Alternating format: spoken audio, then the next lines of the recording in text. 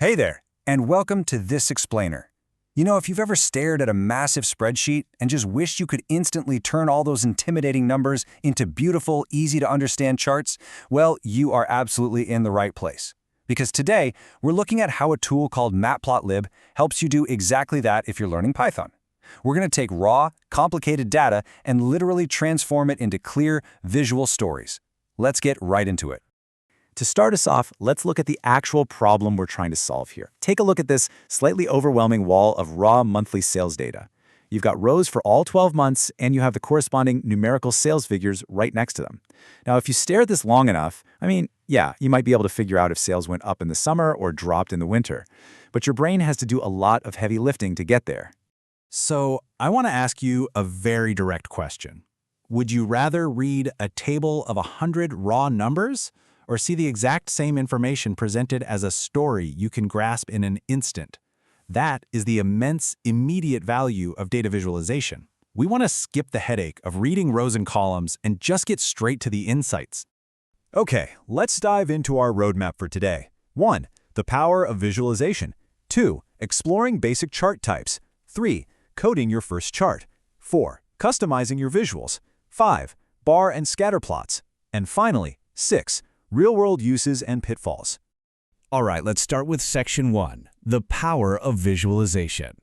So before we touch a single line of code, we really need a tool to solve our raw data problem. Enter our hero for today, Matplotlib.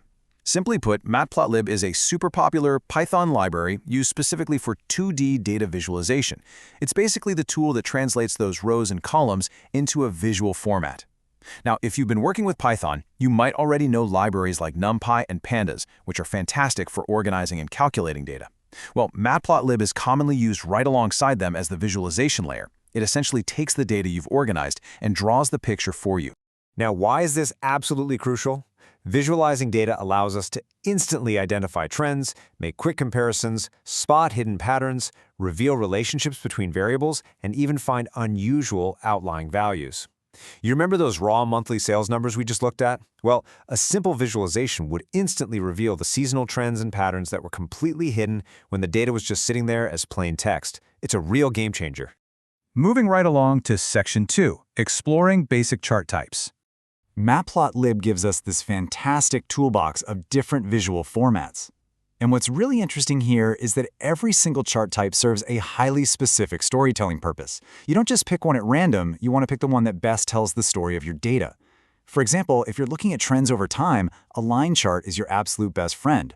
But when you want to compare different distinct categories, like category A, B, and C here, a bar chart shows you those comparisons beautifully and immediately. Then we have pie charts, or in this case, basic donut charts, showing distinct proportions. These are the absolute perfect tool when you need to show parts of a whole in real-world scenarios. Like, if you want to know exactly what percentage of your total sales came from a specific region, this is for sure the visual you want. There are two more really powerful options we need to briefly cover here. A scatter plot is specifically used to show relationships between two different variables. And a histogram?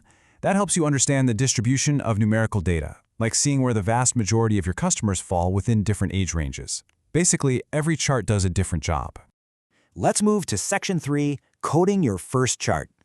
All right, so we know what Matplotlib is, and we know our chart types. Let's see how this builds into actual Python coding. And don't worry, we're going to treat this just like a simple, non-threatening recipe.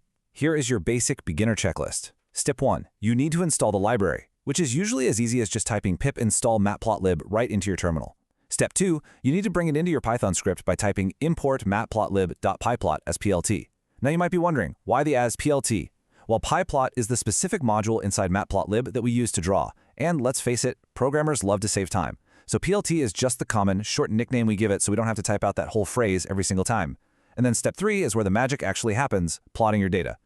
Let's step through this beginner-friendly code exactly like a recipe. First, as we just said, we import our pyplot module as plt.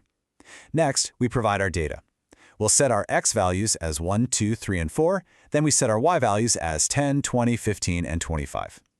To create a simple line chart, we just use the plot command by typing plt.plot xy. And finally, to actually display that chart on your screen, you finish it off with plt.show. That's it, just 4 simple steps to turn raw numbers into a line chart. Up next, Section 4, Customizing your visuals. Okay, so you've got the basic chart working, which is a huge win. But let's be honest, a raw chart with literally no labels is pretty confusing for anyone trying to read it. We need to customize it so others can actually understand what they're looking at. And this brilliantly illustrates the difference customization makes. On the left is the bare bones code we just wrote, but over on the right, look at what we've added right before the show command. We added plt.title to name our chart sales over time. We used plt.xlabel and plt.ylabel to clearly label our month and sales axes. We even threw in plt.gridTrue to put a really helpful grid behind our line. See how that transforms a quick sketch into a readable professional visualization? It's like night and day. Moving right into Section 5, bar and scatter plots. Now that you actually have these core coding and customization skills down, let's keep the energy high and see how incredibly easy it is to apply them to entirely different chart types. Let's look at this clean bar chart code. We have our products, A, B, and C, and we have our sales numbers for each. Notice what changed here. Instead of typing plt.plot, we just swapped it out for plt.bar products sales. We gave it a title, and we hit show.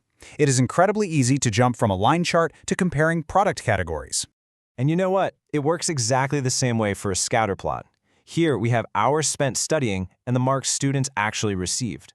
By just using the command plt.scatter, hours marks, we instantly map out the relationship between study time and student performance. Once you know the basic structure of Matplotlib, you literally hold the keys to basically every chart type out there. Let's wrap things up with Section 6, Real-World Uses and Pitfalls. Now let's talk about practical applications, focusing on where you'll actually use these new Python skills in the real world, and of course, what traps to avoid along the way. Matplotlib isn't just a basic learning tool. It is heavily relied upon across major industries. It's widely used in data science and machine learning. It's used in education to track student marks, in business for complex sales analysis reports, in finance for mapping out stock prices, and in research for visualizing really dense scientific data. When you learn this library, you are learning a true industry standard. So the crucial point here is making sure you don't stumble right out of the gate. Feel free to screenshot this checklist of common beginner mistakes to avoid. First, do not forget to import pplot at the start of your script. Second, ensure your X and Y data lists are the exact same length, or I promise you the chart will break. Third, don't forget to type plt.show at the very end, or your chart will just remain completely invisible. And please avoid creating charts without meaningful titles and labels. Your future self will absolutely thank you. Okay, to quickly summarize our explainer today, Matplotlib is a seriously powerful library that demystifies data by turning raw numbers into simple, easy-to-understand visuals. It offers everything from lines and bars to pies, scatters, and histograms. It installs easily via pip and relies on simple, repeatable steps to plot your data and show your results. Honestly, you are now completely ready to jump right into a code editor. Which leaves me with one final question for you. What real-world data are you going to visualize first in your very next hands-on lesson?